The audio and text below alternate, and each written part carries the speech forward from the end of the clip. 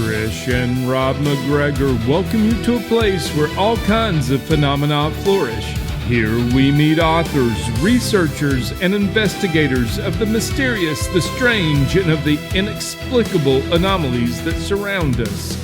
Step out of the everyday world and take a journey into the mystical underground.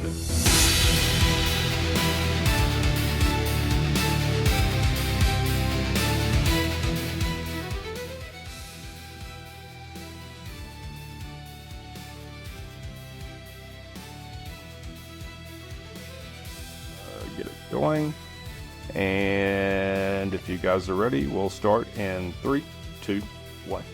Welcome to the Mystical Underground. Thank you for joining us. This is Trish McGregor and Rob McGregor, and our producer and tech magician, the disembodied voice, John Posey.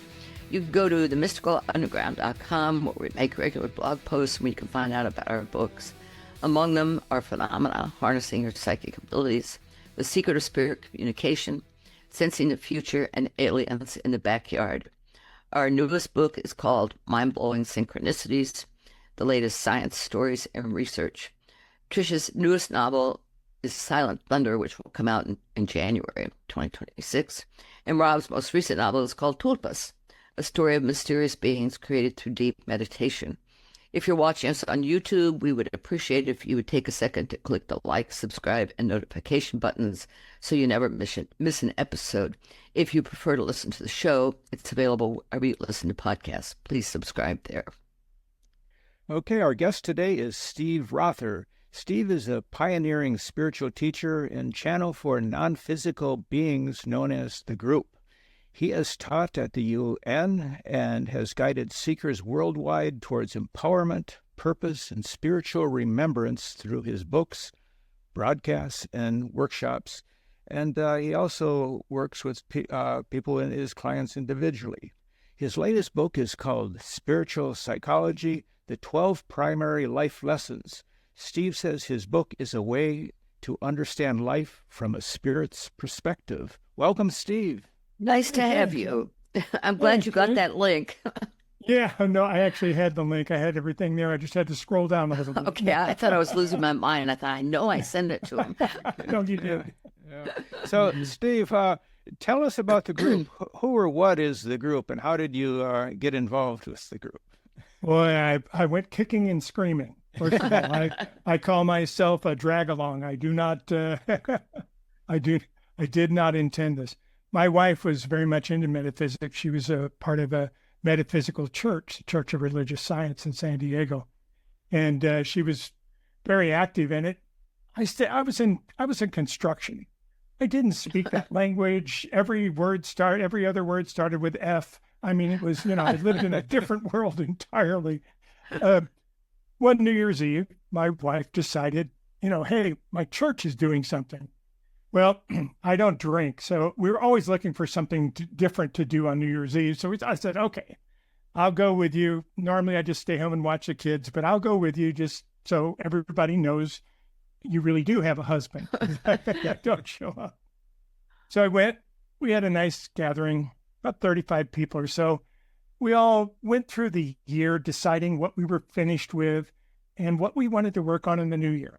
So we ended up with kind of a Ben Franklin list on both sides, one thing to get rid of and one thing to bring in. We all hugged and kissed, said goodnight at midnight, went home for a couple of hours, and came back on the beach in San Diego, all the way down by Coronado Island. And we built a big bonfire, and those that wanted to continue, they were supposed to basically, each one, take your turn. You would tear up the thing in half. Those things that you were ready to release, you throw in the fire. Everybody would go ho, which I thought was kind of cool. And then you'd read the things that you wanted to bring into the rising sun. Well, all night long, I was just trying to get through. I didn't know what Reiki was. I didn't know what a lot of things they were talking. They kept using the word energy, and I didn't know any of that. So I felt really out of place. But now, here I am. I'm a general contractor, so I got lots of wood. I built a monster fire before everybody got there, and I felt very much a part of the thing. But I was hiding in the smoke. And I figured I'd watch everybody else do it first, and then I'll get up and do it. The leader gets up there. He holds a stick up to the rising sun. He says, "I'm being told Steve needs to go first." Uh-oh. Yeah, exactly. I gave a real good glance to my wife at that point. I'll tell you. I said, "All right, I can do this. No problem. I just throw this thing in, ripped it up, threw it in, everyone. Oh, great." And I held this up. I just had 3 lines. I only had 3 lines. I couldn't read them. I just couldn't see. They were blurred. They were focused. I became aware that I was frozen in time. Huh. I was aware of everybody, but it's like I couldn't move. And the tears, oh my God, the tears. I became aware right away that my shirt was getting wet from the tears. Wow. Because it was early in the morning, New Year's morning. So that's when the group came in. Huh. My life changed from that moment forward. My wife too.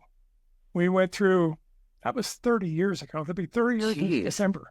Yeah, I'll be celebrating 30 years with it. Did they start speaking? The group? 30 years ago, I started channeling. I started in the beginning in just a chat room. We used to have chat rooms back in those days, not social media. So I started just channeling in a chat room. And it grew and it grew and it grew. And finally, I published a book, and it was picked up in a foreign language, and then it was picked up in 18 other languages. So wow. Yeah, we had, today I think I only ended up with 8 books out of the whole 30 years. I'm not a good writer. That's the reality. 18 languages, though. That's great. Well, it was wonderful. And it really gave us a wonderful opportunity. My wife and I traveled this globe for 15 years. Every month, the first 2 weeks of the month, we were in a different country. Huh. And then we'd come home for the last 2 weeks. And we did that for 15 years, except for December. We always took all of December off. But that was amazing, unbelievable. Channeled 5 times at the United Nations on 2 different continents. Jeez. Doors just completely opened very magically. You talk about synchronicity. The group calls those cosmic winks. Yeah. That's exactly how they describe that. What did you channel at the UN? I'm kind of curious. I mean, well, I channeled 5 different times. We channeled 3 times in Vienna at the it's a whole city around the United Nations called the BIC, the International Community, and then twice at the headquarters in New York. Each time was something different. I remember that we were having a problem with Kosovo when this first came up in Vienna, because the delegate from Kosovo was sitting in the audience.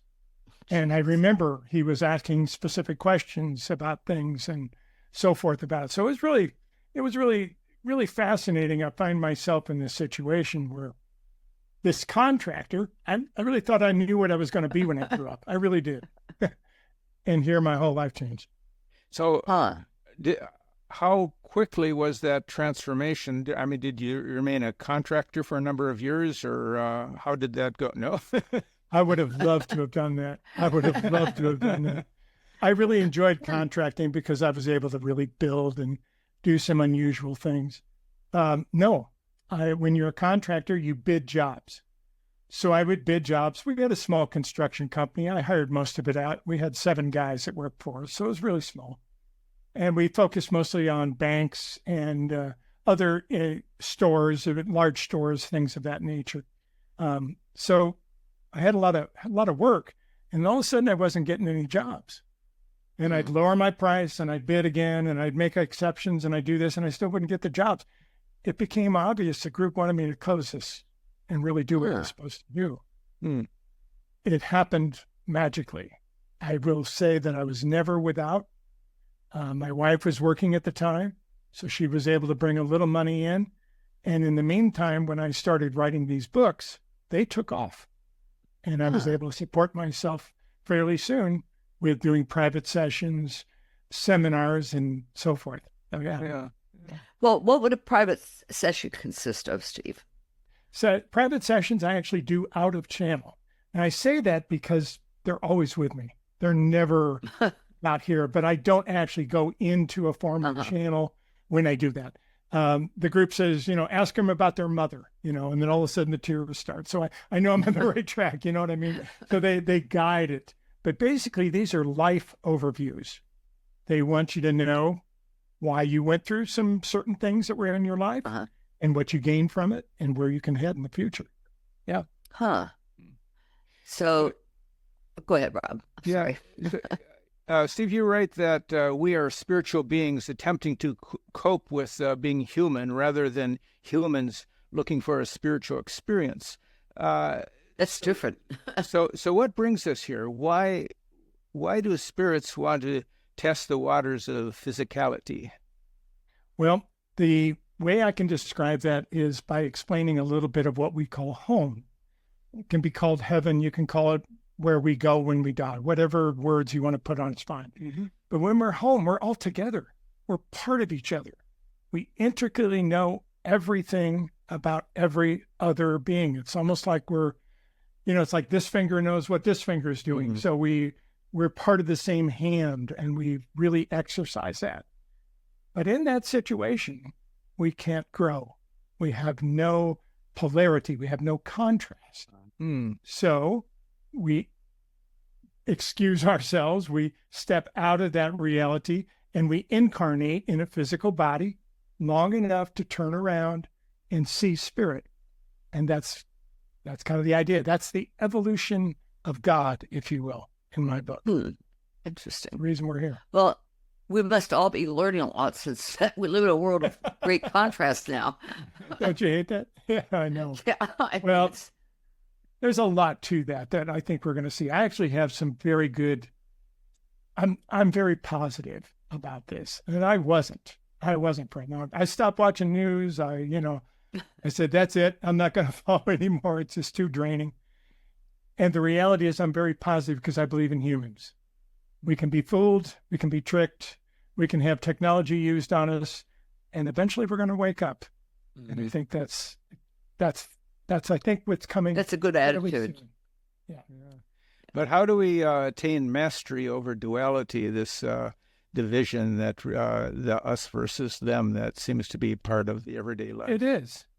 Yeah, that's a part that I'm wrestling with myself even, because I'm very involved here. I live in the United States. I have a girlfriend who lives in Belgium who's actually afraid to come over to the United States. So I know things are they're really, really challenging in some ways. How do we do it? One step at a time. We don't try to move into the fifth dimension. We try to anchor a fifth dimensional reaction. We try to remember home. We try to remember that we're all connected. What if we knew everything about every other person, what this person was thinking, what this person was feeling, what this person had to go through when they were a teenager? What if we had access to all of that? Mm-hmm. That's where we're heading in the fifth dimension. But we have to take it slow, and we have to move as a collective as well, and not only individually, but as a collective. I think that's happening. It really is. That'd be tough. Your show wouldn't have existed 30 years ago. So that's awesome. true. That's true. Yeah. 30 years ago, hardly anybody knew what synchronicity was, unless they were within Jung's circle, Yeah. I remember we'd go to the dog park. I'd say, hey, do you know what synchronicity is? What? It was like total befuddlement. Yeah, that's not the case. Fascinating stuff. Yeah. Absolutely fascinating. And the fascinating part for me is I thought this was very unique. Wonderful. I'll be a channel the rest of my life. I'll be a spiritual teacher, whatever you guys want me to do. And they said, no, we want you to teach people how to channel. Everybody should be able to channel. And that's what we do. We've been teaching a lot of people how to. Do you do that in workshops? Yeah, we do it. We do it all the time. I believe we all channel. We call it different things. Mm-hmm. The artist gets an inspiration over here. They call it something else. The musician gets something else. We bring it down. We ground it in different ways. A lot of people would like to speak in language like I do. I'm a channeler who channels with words, but there's many other ways of doing it. So what we teach people, first of all, is number one, how do you normally channel? How is your natural way? Trish, I can tell you right now from what the group's showing me, You have your degree in kitchen table counseling many times over. You have helped me. Am I right? That's pretty true. Okay, so when you actually just get something and you know something, that's a channel. Mm-hmm. There's people that they'll be clairvoyant. They'll end up seeing something or be triggered by a sight. Clairaudient, clairsentient, where you just feel things. But I'm claircognizant. All of a sudden, I know something, and it's the hardest to trust. But that's the basis of what we teach in channeling itself. And like I said, I've been very fortunate to do it all over the world. So what about They're doing one in Russia this next month. Oh, wow. I'll be in Vegas, but they'll be in Russia. That's interesting. Yeah. Do they speak English? No, I have to have a simultaneous translator. Huh. Wow. Interesting. That is interesting. Yeah. So what about your upbringing, your parents? Were they spiritual beings, persons, people at all? Religious? My parents were religious. They were not super religious. Mm-hmm. The best thing I could tell about both of my parents is they were very empowering people, and they were very inclusive. We lived in St. Louis, Missouri, which is right in the middle of the Midwest, very, very almost a backward state. I can say that I'm from there. And my father actually marched with Martin Luther King when he was having trouble down there in Southern Alabama. Wow. So I came from a very inclusive family that just believed a whole lot of things, but we were raised in a Methodist religion, a Christian religion. So. What'd your dad say about King? I'll never forget it. I was actually watching the television. We were watching a TV one night. The news comes on. It shows the police beating the black people on the Pettus Bridge, Edmund Pettus Bridge. Right. And it was the first time that they actually pushed them all back and beat up everybody and everything else. He saw that on television.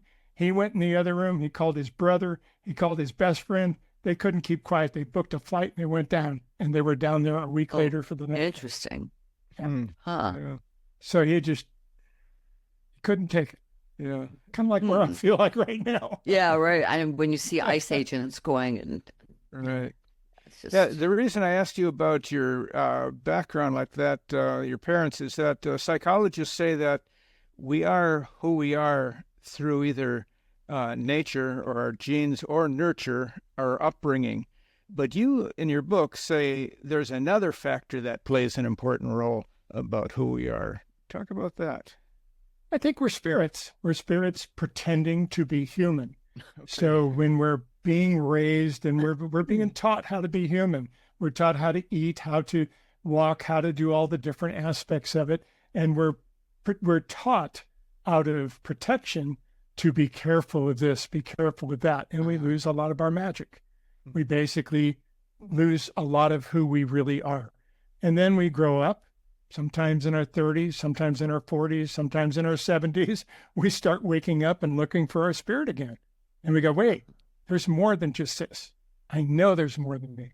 And we start expanding and really connecting with the spirit in many different ways. So that's kind of an overview, very simplification of it. What I find sometimes is when I write fiction, I'm actually tuning in on a future event. That happened with Hurricane Katrina in 2005. I just finished a book called Category 5. It wasn't set in Louisiana, but it blew me away because then Katrina happened. All of a sudden, I was on all these radio shows. I thought, wait a minute, I'm not an expert. I got lucky with this, No, you listened to your channel. Yeah, I did. Trusted it. That's you true. Trusted it. Yeah. That's the hard part. Mm-hmm. That's the hard part. We all get it. We all get it, but to ground it, to trust it, to actually go on it in the station and say, this is what I said, that's awesome. A lot of people laugh at me. Me too. John? Yeah, can I ask a question real quick? Sure. Kind of to go back around to Steve's dad, seeing what happened in South Alabama back in the 60s. So did we make any progress between then and now? Or, I mean, was there anything that was better at some point or it never got better, or have we just wrapped back around? That's, I guess. I do believe it's a pendulum and it swings back and forth. But when it swings really far to one side and it swings the other way, it kind of jumps. And that's kind of what the group describes as the pendulum advancement. So sometimes we have to swing pretty far in the opposite direction to really take a look and see what we're doing, to see who we are, to get a perception of what's going on and so forth. And I think we're going through a lot of that right now. Another way that the group has also described what's taking place right now is that the feminine is rising. We saw it back in the 60s. Yeah, well, we saw it in the 60s. We saw different levels where it's boom, boom, boom. And then we saw a really big one called the Me Too movement. Mm-hmm. Well, this is a reaction to the Me Too movement. Yeah. That's exactly what it is.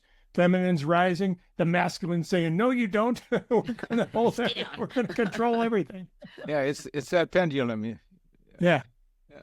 So if we are all spirits, then why are some people that are here not believing in anything, that there's nothing beyond physical life? You'd think that there'd be a nugget of something. We're on the planet of free choice. So we have absolute choice on what we believe. Mm-hmm. The challenge about what we believe is we create it. And if you're a religious person and you're expecting to be met at the gate with St. Peter, when you die, St. Peter's going to be sitting there waiting for you, checking your name off the list. If you are fearful when you pass, you create a ripple that you have to deal with when you come back in. So we deal a lot with people who are crossing over to cross over comfortably. We actually believe that hospice workers, people of that nature, are some of the greatest healers we have. Mm-hmm. They can help us advance in a lot of ways. So, yeah. I don't know if I answered the question or not. No, you shed light on it. I think you refer to yourself as a healing facilitator. Can you tell us about your work with clients in that realm? And are you healing them? Are they healing themselves, or how's that work?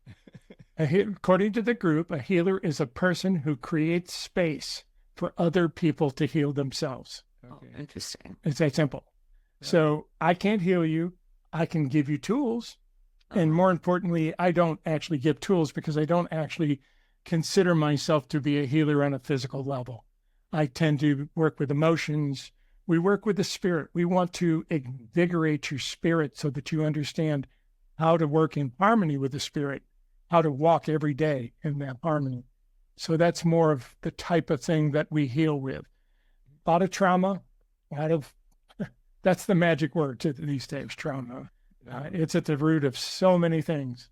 And, sometimes in my private sessions, I'll talk about a trauma that a lady's had or a man's had or something, and I'll put it in a different reference, and I'll frame it differently so they can see it in a different area, and they gain power over it. It loses the attachment. Give us an example.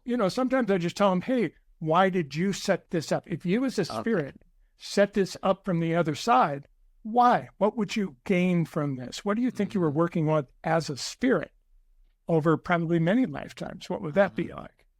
And even if they don't answer it, they have a different view of everything now. Well, so we do choose certain things before. Yeah. Okay. Yeah. Because I'm still looking for the fine print. And my sense about astrology is we choose what we want to come in to experience. I get it. And we choose when we're born.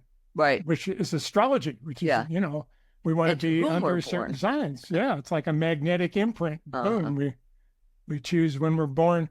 The group give us the illustrations. They put things in human terms so that we can understand them. And they basically say there's this huge table and all your friends come around the table, whether they're on the earth or not, and you make contracts and you say, would you love me enough to be my first lover in high school? And, that worked. And she says, yes, I'll do that. Okay. And then you go around the line. Would you be my parent?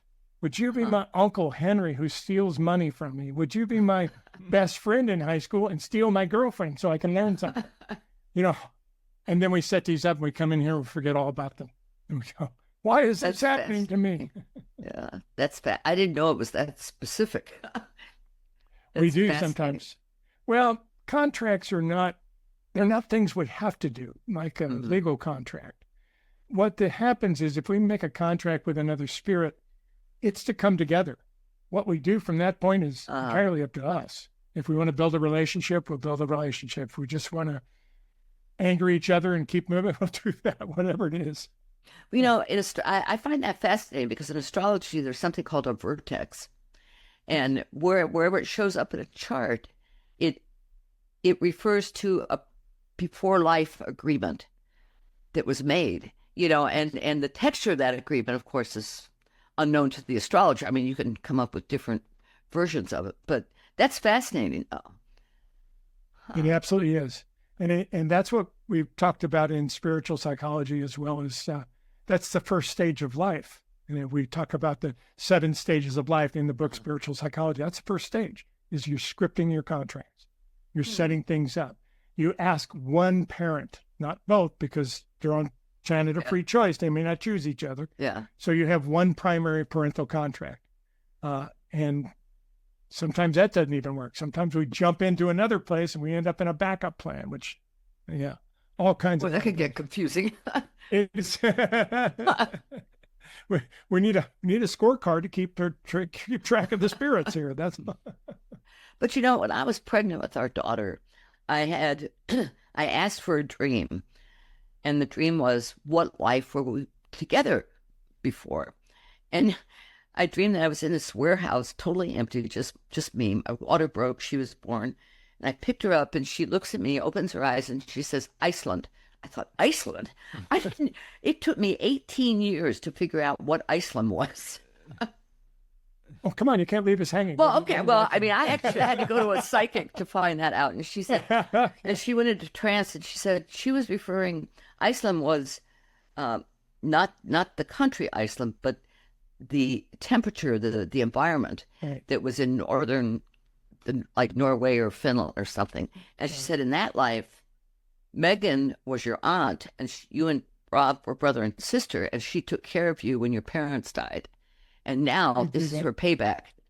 We do that so often. We lead people back many times to experience their own writing of their contracts. And when we bring them back, we always ask, were those people that you saw in your life today? Because most of the time they are. They're playing different roles. Yeah. Interesting. Does the group pick up on past lives? Sometimes. I don't call myself a medium. I don't call myself ET, although they talk about ETs, but they are not actually from that realm. But I don't consider myself specialized in any of those areas. I'm much more generalized in a lot of different areas to be able to communicate with it. But we occasionally talk about past lives. What do they say about ETs? Oh, they are very prevalent in here. They want us to know they're here. That's why they keep showing. That's why we keep getting more information on it all the time. We're seeing a lot with this I3 Atlas that's going through. Yeah, that thing is fascinating. Size of New York, absolutely. Yeah. They're finding out a lot about this that will end up, whether that ends up passing through or not, they haven't decided. According to the group says the beings in that route haven't actually decided what to do yet. But they're looking at the solar system. The whole system. So it should be. They're really blowing away these astronomers, and like that Ari Lowe from Harvard, he keeps saying Bobby Lowe, yeah. Yep. Well, and one of my favorite guys is Michio Kaku. I followed him. Oh yeah. He's an astrophysicist I followed for years, and he's almost screaming at the top of his lungs on his YouTube videos now. It's turned everybody around again. But I do believe we're here. The group actually said 4 of them are parental races. In other words, they helped humanity get started.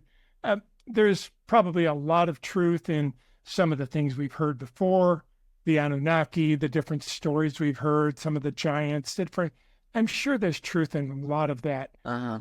But we are basically a race of beings with amnesia. That's how we play the game. Jeez.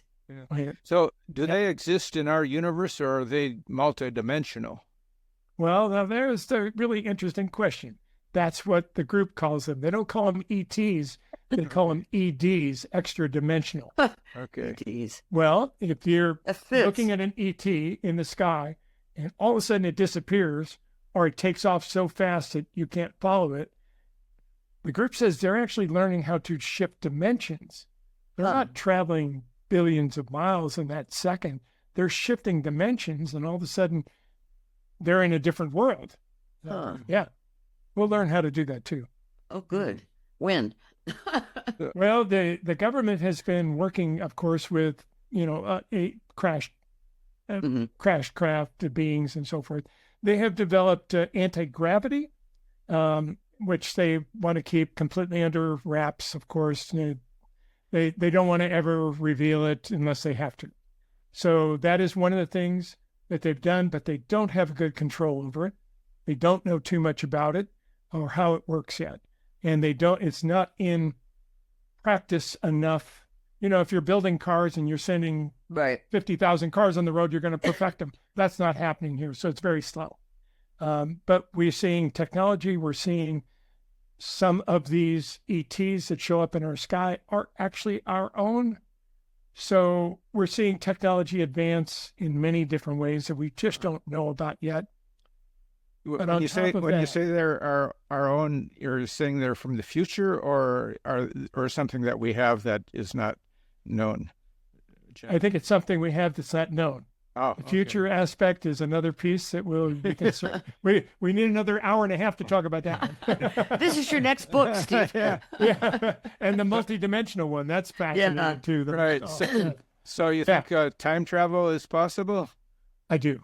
Okay. And furthermore, I think we will see pieces of it surface, even in our lifetimes. Huh. Well, and there was a congressperson just recently that was on a podcast, and she said that they're not extraterrestrial, they're interdimensional. So They did really? Oh, Yeah. that's perfect. Yep. Who was this? I'll have to look that one up. Well, I don't want to go into it. Oh, okay. Okay. Yeah. Oh, good. Thanks. So That's amazing. We've seen them before. They've been here. We've seen evidence of them before. They have played with our war toys. They have disarmed every single nuke that we had in our arsenal, and then they turned around to Russia and they armed every single one they had in their arsenal. They were freaking out, and just to show us that they have control, they're going to stop us from, because those nukes can actually damage other planets over periods of time. So we're not only messing with ourselves now, we're messing with the universe. So that's drawing even more attention from the ETs. Yeah. Years ago, we wrote for Omni magazine. Remember that magazine, the red pages? Yeah, I do. And we spent a week, we did too. We spent a weekend with Betty Hill and Bud Hopkins at a UFO conference. And Betty Hill was one of the most interesting people I've ever met. I don't know. I mean, it's hard to describe what she was like. I mean, she would like walk outside, look up like she did at our house, remember? And she said, "See that plane? It's a disguised ET." Now, maybe it was, but we're standing there and going, it's an airplane. We didn't see what she saw, No, I think you're right. People are tuned to different frequencies. We're all trying to live in a higher frequency. It's what we're calling the fifth dimension. It's here. The challenge about the fifth dimension is we wake up every morning and we see things in the third dimension, and we keep creating the third dimension inside the fifth dimension. So we need to stretch out, release some of our belief systems. Rob, you said something a little earlier that I want to bring back, because it really shocked me when the group told me this, because I was very active in politics and everything else for a while. And the group said, if you're on any side, you've been divided. Oh, And that just interesting. hit me. I couldn't, and they're absolutely right. We are taking sides with everything. We politicize things. We bring, and hopefully that's that pendulum. And hopefully we're about to that point where we had enough. Well, swing back the other way. Somebody said there's 3 sides to every story, right? Nikola Tesla. Yeah, probably. He lived by the 3s. Absolutely. The group says the universe is based in 3s. That's correct. Yeah. Interesting. Fascinating stuff. What So- about, Go ahead. okay, what about, do you think we live simultaneous lives, that our souls are manifested in the physical reality or multidimensional reality at the same time? No doubt about it. I'm not the only one. Quantum science, the only way they can make it match is to bring it into dimension. Uh-huh. In fact, most physicists that I know are calling it the multiverse. They're not calling it the universe anymore because it doesn't make sense in the numbers. We're also finding this out from James Webb. James Webb Telescope Mm-hmm. is bringing us back all sorts of information about time being an illusion, about all sorts of information they can't figure out yet. But we're getting some great insights, even through science, about our world and how we exist and what the whole process is through that process. Sorry, they start dumping things in, and I get a little sidetracked. I hope the ETs keep discouraging this atomic destruction of the universe. I mean, that would be awful. I think they will. No, I don't. I think I haven't seen any evidence of this, but my guess is the arsenal in the United States is already rusted out. We're not keeping it up. We're not testing the missiles the way we used to. We're not doing a lot of things that we used to do on our arsenal. And I do believe that these are outdated. I think that, they're keeping an eye on us because we got all kinds of countries that are trying to develop nuclear weapons so that they can move into power. But I also believe that there is a challenge with it in our universe. And that is why they're here and why some are keeping an eye. The reason I mentioned simultaneous lifetimes is I had never heard that term or that concept until many years ago. I started reading a series of books by Jane Roberts, who channeled Seth. That's books. And Sure. When I met Trish, Nature of reality. right? When I met Trish, I had never met anybody else who read those books, and I was working as a journalist, and I interviewed her for an article, for a story, and later on we started talking, and it turned out that she was in the same situation. She was reading all these Seth books and didn't have anybody to talk to about it, and that's how we got together. Oh, cool. Through Seth, and one time we used to write a lot of magazine articles, and because of the subject matter we like to write about, some of them came out in what's the name of the magazine, the little magazine we used to... Fate magazine. Fate magazine. So one of our Fate magazine articles, I was reading it over as it came out, and I get to the end. Right at the end is a little short article about 4 paragraphs about Jane Roberts having died. Yeah. Oh, really? So it's the synchronicity. Unbelievable. We didn't honor these people until many times after we weren't ready. They planted seeds. Jane Roberts, so many of them. Ruth Montgomery was one of my favorites. Right. All kinds of. In fact, I just realized about 2 years ago that Ruth Montgomery used to channel Art, Seth, and the group. Yes. Never put that together, whether it was the same group or not. But yeah, interesting stuff. Interesting. Fascinating things. Wonderful. So where are they now? Where are the group, or where? Well, Jane where Roberts? are Jane Roberts and Ruth Montgomery and these people who contributed so much? Are they going to come back? Yeah, They certainly can. They have it entirely up to their own path. When a spirit spends a lot of time in the public eye, many times they're overwhelmed. They have kind of a quiet lifetime after that. They kind of, well, they're so sensitive that they come in and they have to kind of protect themselves. They become extreme empaths. And that's many times what happens. It's almost like it's almost, again, the pendulum swinging back and forth, and kind of a restful type of thing where they're not in the public eye, because that can be devastating. Other people thrive on it. Want to keep coming back and try to do it as much as possible. But for the most part, Jane left us, what, 68, 69? No, she left us. No, 83. Was it 83 when she? I think so. 83. She was an amazing lady. Yeah, she started I think her first book came out in 63. But Right. it was so strange reading that back then, that because Strangers Among Us was one thing. Yeah. right. Yeah. Right. Yeah. That's a Ruth Montgomery Amazing book, stuff. right? Yeah. Well, in the way the group talks about multidimensionality, I will tell you that we have a problem with our limited brain. We can't understand some things. Real simple. We're never going to be able to concretely observe infinity.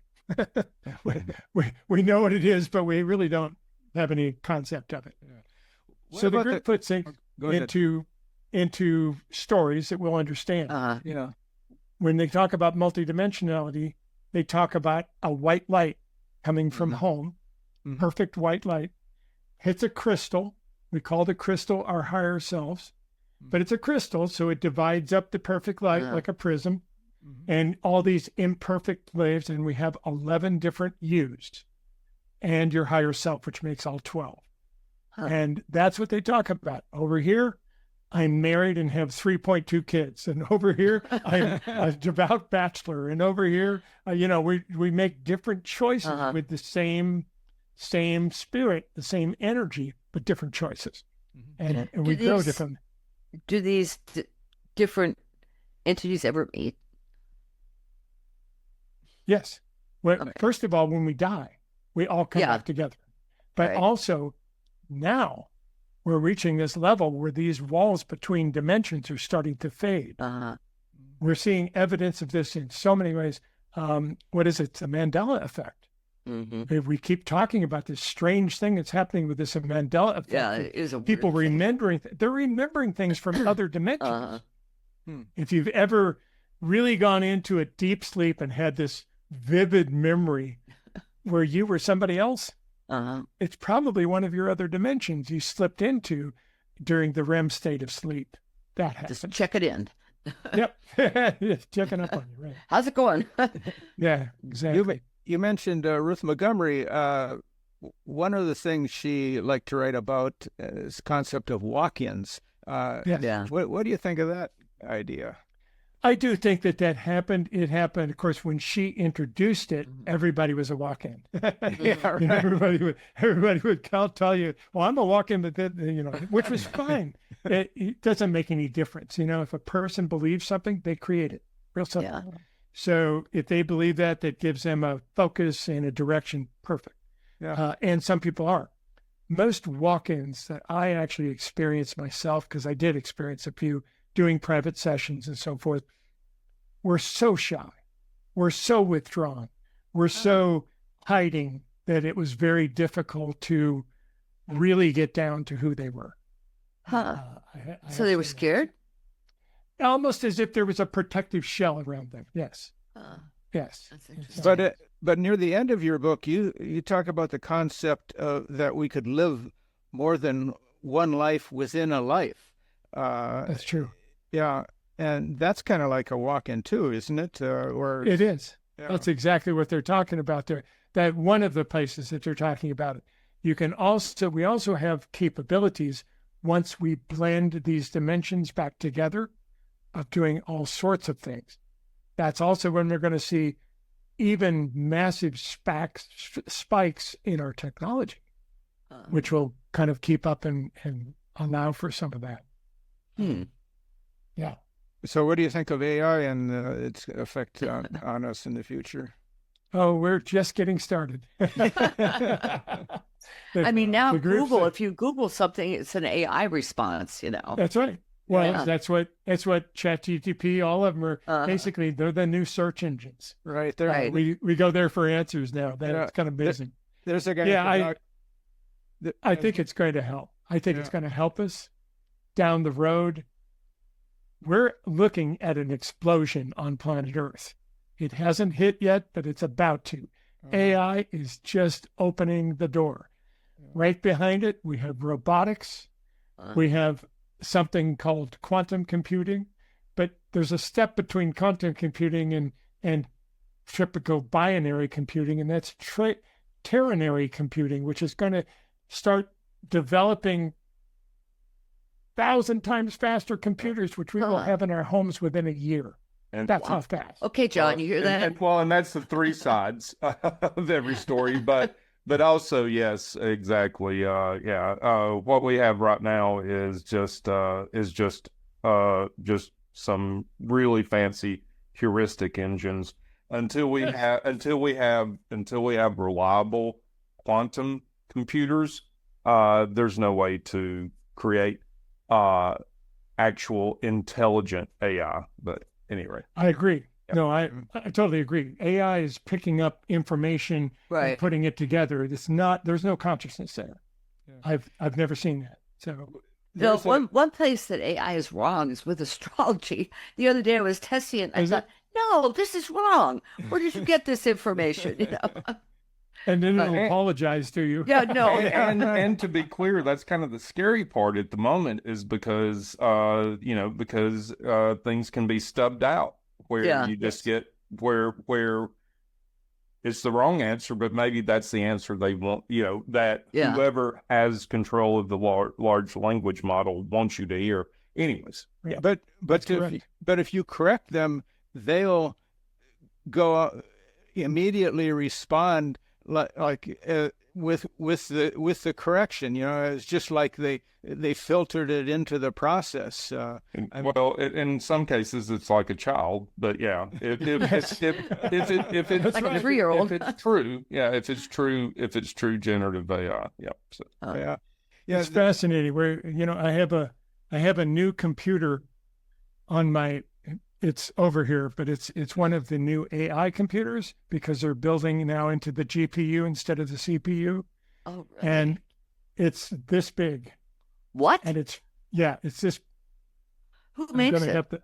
I'm going to have to disconnect it so that I can show it to you if you're watching. don't disconnect yourself. Yeah. Yeah. There it is. Wow. My God. Are you That's an familiar with those? John, this is an i9. Sure. It'll Yeah. handle 4 monitors with no problem. Is it like a Raspberry Pi in the? No, Yeah. no, okay, this is yeah, this is a full-on Windows computer. Okay. Wow. Windows 11. Yep. Unbelievable. And Yeah. they're popping up everywhere. Because now but that's why NVIDIA has gone through the roof, is because the GPUs because they're selling a lot of GPUs for that background processing. So no doubt. That's what's going on right now. We're switching over, and Where did you get NVIDIA that? rules the world right now. NVIDIA and TCM, yes, or TSM. Where did you get that little computer? Amazon. Really? Wow. That's incredible. Okay. Yeah, we're moving very fast in the technological area. Huh.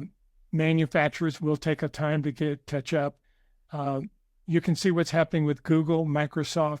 Right. They're all trying to work with different things to replace passwords Mm-hmm. because We need it. well, with all the information that's already in a file somewhere about each one of us, it wouldn't take much to figure out passwords. Yeah. These quantum computers and even the ternary computers. Unbelievable speed that we've never seen before. So they're trying to go to passkeys. They're trying to come up with all these things to replace passwords right now. Biometrics, that's the big thing. And, Apple's been doing it for a while with Face ID. But, yeah. So, yeah. The people we have our website from, we have different websites in different places in different countries. And we have to put SSL certificates on each one. It's basically a certificate that says you are who you say you are, and they have to check you out. We used to be able to buy them for up to 8 years. We're going to have to renew them every 6 months. Jeez. Next year. That's what's happening. Who do you renew them with? Yeah, there's an SSL place that you'll have to buy them from different vendors that sell SSL certificates. Yeah, secure socket layer. It's part of the technology that's built the internet safely. It's when you see HTTPS on there. That's what the secure socket layer is. Well, and that is a huge thing going forward right now, is that there's going to need to be some kind of digital thumbprint, because with what like Sora 2 and the videos that are being generated, the generative AI is at a point. It's not particularly smart, but it can really it can fool you. It can fool you for sure. And when it's generating video that you don't know if it's real or not, that's where we need the digital thumbprints, so we know. Totally agree. True or not. I totally agree. So, Steve, what does the group think about AI? Are they warning us it's going to destroy us, or? Now, it's our invention. So this would be as if we talked about the ATs that basically were our parental race. We may be AI's parental race. Oh, that's interesting. That's a little scary. It's really scary, but with the explosion in technology we're about to see, we've come pretty close to that. We'll see. We'll see. Well, and that is something I've thought of. Something I've thought about for a long time is once we create, whether it's artificial life or we've been cloning animals since, the late 80s, early 90s. I don't remember when they've they been cloning humans too. Yeah. Well, but I mean, once you start doing that, then that's where things kind of turn upside down, because now you're playing God. So, yeah. Then you're living inside fiction. We'll see. And the reality is the genie never goes back in the bottle. So Right. Wherever it is, we're gonna play with what we got. It'd be amazing. We see a guy regularly at the dog park when we take Nigel to our golden retriever, who is he's a few years older than us, and he's very much afraid of AI, and he's totally against it, not just afraid of it. He said one time he said, "I'll cut my fingers off before I use AI." And then, very soon after that, he's talking about something. I said, "You got that through AI, didn't you?" No, I didn't. Without realizing it's there, I know. Well, I kind of grew up with this. You asked about my father. I'll share with you another story that I'm very technical. He was an electrical engineer. I built most of the computers in my studio. I love doing those kind of things. To me, I have a job that pays for my toys. But my father was really interesting because he really wanted to do something for people in a large way. He tried different aspects. He was just ahead of his time doing similar things that I'm doing. He literally even started the first conscious dating service that we have. Oh, wow. Yeah, he really did a lot of different aspects of things to be able to do that. But he set a lot up. And when you talked about your parents and continuing different aspects, my mother was a writer who never got published, and my father was a light worker who never got seen, never really helped. I got to do both. You got to do both. That's interesting. Right. Absolutely. Huh. So you were the manifestation of two of their combined desires. I have no doubt that they were on my shoulder. In high school, you could not have convinced me that I would write a book, ever. It's just not, that wasn't in my bailiwick at all. So, but here it is. Speaking of your book, the group says we all have a signature rhythm. What is that? Well, we're vibration. Everything on this side of the veil vibrates. whether it's a rock, whether it's, whatever it is, it vibrates at different frequencies and so forth. We have different rhythms. My fingernail has a different rhythm than the palm of my hand. It's a different dense material. But totally, all of my rhythms harmonize. And that's a signature rhythm. It's at the base of my favorite music. It's at the base of different things that I do. I'm a drummer, so I'm obviously all about rhythm anyway. I walk across the room in a rhythm. We speak in rhythms. We do different aspects of things that we can start to work with actual rhythms in different ways. But those are vibrations. So whether we call it a vibration, whether we call it a rhythm, it's all basically the same. When we get out, it means that we have altered something in our vibration of part of our body, and it's out of sync with our signature rhythm. So sometimes finding that signature rhythm, sometimes releasing the fear, sometimes doing different aspects of that can help you reset your own inner strength. That's what the signature rhythm's all about. I bet you use that a lot in your therapy with people. We do. I do a lot of activations online too, video and audio activations where we have different things that are, the group guides me through all these fun things that we do. Do we still have that signature after death? That's an interesting question. Nobody's ever asked me that. The group is saying, yes, it is your signature that you created when you came in from a baby. So yes. Interesting. Yeah. Yeah. That's interesting. Nobody's ever asked me that one before. I always think about the after death stuff. I don't know why, but What happens when we die? here we go. We become part of everything again. If you've ever seen the movie Powder, Yeah. that's about the best visual explanation I could possibly give you. At the end, when he dies, it's like you disperse your energy and you become part of everything. You don't disappear. You become part of everything. Hard to describe. Wait, what was the movie? Powder. We watched that a long time ago. We have to watch that again. Who was in that? I can't remember the guy's name. I remember Mary Steenburgen was in it and Jeff Goldblum was in it, but I don't remember the kid's name. It's about an albino, right? Yes. Yeah. Right. Yeah. Yes. Okay, I remember this. Oh, and the thing is, we're stardust, right? We're stardust. Well, that's it. And we know that. We know that from physics. We know that from astrophysics, especially. Yes, we are. We're a combination of so many beautiful things, and we carry pieces of all of that. So we think of ourselves as humans, but we're a little more. We're a lot more. Why? Okay, here's a question. Why do some souls check out early?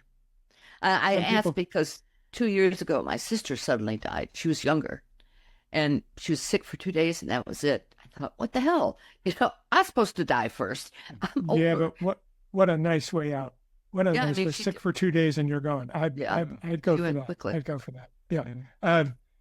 Your sister actually stayed longer than she had anticipated. She was always going to leave early. She postponed it twice. Does she have children? 3. Does she have a son? 3 sons. She had 3 sons. Okay. One of the sons is the reason she stayed. She stayed twice, so she postponed it twice. It's the younger one. Yeah, I'm sure. And then there you go. Yeah. And then she couldn't, and that's what readings are like. Basically, they show me these things, and I have to interpret them. Yeah. So basically, that's what took place with her. She basically stayed longer than she originally did. Why do people leave early? There's always a ripple that goes through humanity when somebody crosses the veil. Most of the time, we don't pay attention. When a child leaves, that ripple's huge. When somebody younger, and we go, oh, they left early, that ripple hits us harder. We start to look at things. Why don't we teach this stuff in school? We really should. A child is going to experience death multiple times in their life. Why not we talking about it? Exactly. Now, I used to teach Spanish to middle schoolers, and they didn't want to learn Spanish. So one day I said, okay, what we're going to do, every Friday we're going to talk about psychic things. But the other 4 days, you've got to learn about Spanish. Well, they loved it. And then it turned out that one kid started going out of body, and he reported it to his mother. And the administration came to me and said, Trish, you can't teach this. I said, okay. For what it's worth, Trish, my high school Spanish class, what I came out the other end with was no hablo español. So. Yeah, that's probably what these kids came out with, that and out-of-body experiences. Yeah. So, Steve, what happens to someone who dies who believed in nothing, that there was nothing? But what we believe, what we work with here is entirely up to us. When we come down here and we, shall I say, waste a lifetime, nobody judges us for that. Mm-hmm. We may judge ourselves for that when we go home. And we may set something up next time to where it hits us right in the face and we can't hide from it, or we can't do something of that nature. Mm-hmm. That is typically what takes place. Yeah. Huh. I had a friend that died not too long ago who was like that, and I kind of felt him around a bit, and he was annoying during lifetime, and I think he's because he didn't understand why we believed what we did, why we wrote what we did. And a lot of that in religion is all about belief. Yeah. We have no proof, but you have to believe. You know, if you have the mustard seed and all the rest, which is really interesting, but I believe in other things. Yeah, it's simple. Yeah. We have a lot of beliefs we can believe in. So, but I always found it interesting that he always wanted to, spend some time with us, but yet what we talked about and what we felt and believed was totally against everything he believed, and totally alien to him. Why did he even want to deal with this? Is what I always wondered. It's absolutely fascinating. When we go home, we have so many things that we can work with. I think the biggest thing about belief in general is that we have to believe. We have to believe in something. That which we believe in and that which we are thankful for, we create. It's real simple. That's the easiest two things I can tell you about manifestation. Be thankful for it even before you get it, and open up and work with some of these things to create it. But we are creator beings. Mm-hmm. It's in the Bible over and over and over again. Jesus said it over and again. You can do this and more. When he was asked about the miracles that he performed, he basically told us we had all those capabilities. We do. We can work with this. We can open up a lot of these possibilities and not hit. Now, the group does say that belief systems are a problem on Earth right now. And that's absolutely true. They call belief systems BS for that very reason. But we're not talking about just a belief. But if you believe this, then you have to believe this, you have to believe this, you have to believe all these other pieces. That is getting us in a lot of trouble. And the state religions you're talking about. Unfortunately, yes. Anyway, well, I was raised very religious and no longer. I believe in the principles. I just don't buy the story. Yeah. And belief versus faith. Faith. Yeah. Faith is a much more powerful word to me than belief is. Yeah. I agree. No. I agree. I think we've come to the end of our hour. Oh, this is great. Thank you for joining us. Can we have you on again? I have a lot to talk about. Hang on. I got one more thing I need to share is, and I know I've shared this quote, and it's not my favorite. It's not the best version of this Michio Kaku quote, but the universe is a symphony of strings, and the mind of God that Einstein eloquently wrote about for 30 years would be cosmic music resonating through 11-dimensional hyperspace. Wow. And that is I love Kaku too. So yeah, I do too. He's such a beautiful writer. Yeah. He's the one that developed string theory. His big thing was string theory, and the only way he could get string theory and Einstein's theory of relativity to coincide was to go into 11 dimensions. Interesting. Interesting. So how can people get in contact with you and find out more about you? SteveRother.org. That's STEVEROTHER.org. We do a lot of things. We do a monthly podcast on YouTube, question and answers. I go into live channel and answer any questions that you have. Do that every month. We put out, of course, all sorts of free and paid events that we do that support our organization. Now, is your YouTube free? Yes. All the YouTube. Yeah, that sounds interesting. Yeah. Okay. Yeah, check it out. Is that under your Steve Rother YouTube? The best way to find it is steverother.org. I will tell you it's labeled as Espavo, which is the name of our organization. Right. Okay. But every time I'd say Espavo, people would put a B instead of a V. So we stopped. Well, that's why we called it steverother.org. People can understand that. well, I was wondering because your email is that Espago. Well, that's the name of our organization. It came from a channel that the group originally said. Came from Lemuria, early greeting from hello, Lemuria? goodbye. Wow.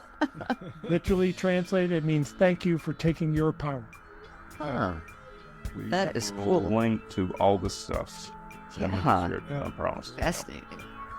Okay, thank you, Steve. Okay. Well, thank you, Steve. This has Enjoyed been it. so great. And tell us You know when you what? want to come on again. I'd love to, guys. This is fun. This is like being with family. Yeah, it really is. This is We really enjoyed it. Yeah, good. Absolutely. All right. Excellent. Okay.